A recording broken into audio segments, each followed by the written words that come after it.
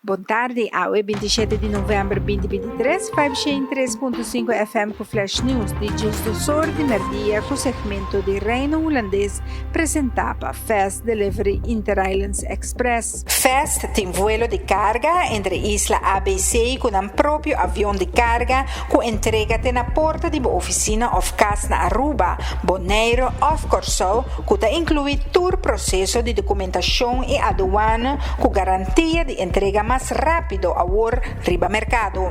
Toma contato na 588-0640 ou visita-nos na Rumba Strat 20. O governo de Bonaire está pedindo sostegno de comunidade para sostener o laboratório Bonlab. Não está desconhecido que o Bonlab na Bonaire está passando de dificuldades. Bonlab está o laboratório oficial de Bonaire e o governo de Bonaire está pedindo a comunidade bonaeriana para apoiar Bonlab e fazer testes no laboratório netamente bonaeriano e sostener o que está dizendo. Deputado Nina Denheir quer o apoio de Bonaire para escapar Bonlab está necessário. E año venidero, dus que esse nós quer que por lo pronto nós tem base que nós por trabalhar tranquilo e año venidero para solução duradeira para Bonlab.